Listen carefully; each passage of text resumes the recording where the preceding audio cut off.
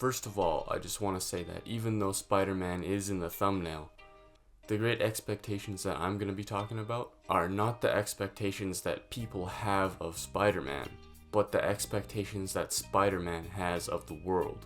Let me explain.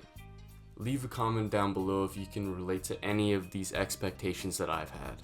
I myself have had expectations like the girl that I like will definitely feel the same way about me. There's absolutely no way that I could lose her. My friend that I plan to meet up with will definitely show up on time because I am excited about the meetup and I showed up on time. Today, no matter what, I absolutely have to talk to the girl that I have a crush on, or else this day is a failure. Nothing else today is important. This video that I worked on a lot harder than all of its predecessors deserves a higher view count because I think it deserves that treatment. A person in one of my college classes says that they will do their part for the group project that we're in together, which means that I can absolutely count on them to hold their end of the bargain. I can absolutely count on them regardless of their track record.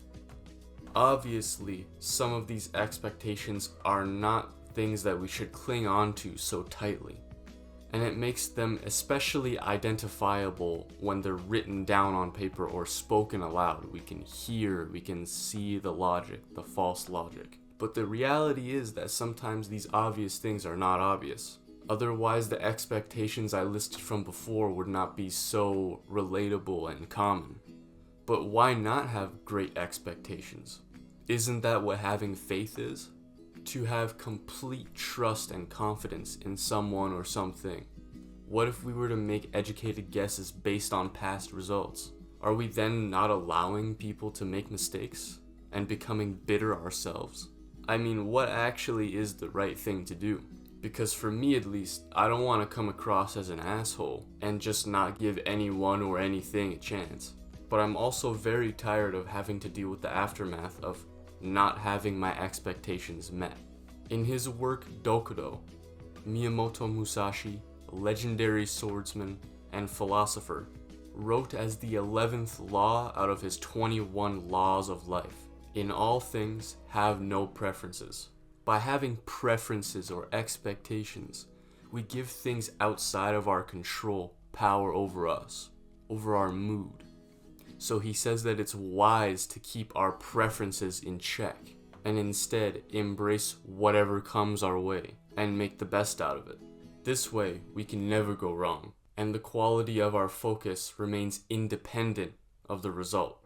In the first movie that Miles is Spider-Man, Into the Spider-Verse, near the beginning of the movie, Miles has an assignment for school where he has to write a book report or an essay or something about a book called Great Expectations. This is a real book written by Charles Dickens, which you might have heard of before. The main character of that story, Pip, is a young boy, part of a small, poor, adopted family. Pip has very great expectations for his life regardless of his circumstances, and does what he can to get himself closer to that life, closer to being a sophisticated and wealthy gentleman. But along the way, he runs into things that deter him from his goals. And all of these things are not unheard of that he goes through. They're probably things that you and I have already been through ourselves. Maybe enough times to just know how to deal with it by now. But those same obstacles took a very large toll on Pip because he had such great expectations. Pip is forced to learn patience more than he already possessed, and was forced to delay the great expectations of becoming the husband of a beautiful girl adopted to a wealthy family. Because even though he wanted it badly, he knew that his expectations would be shattered even more because of the way that she was raised by her revenge-filled adopted mother. This is a really simple summary of the book, so I think that if this sounds at all interesting, maybe look into the book more than what I've just said about it. Back to the Spider-Verse movie. Miles decides to stop trying to think about what to write for his assignment, and instead hooks up with his Uncle Aaron and goes to do some graffiti on the wall instead. What Miles paints is a huge illustration that says no expectations across the center of it.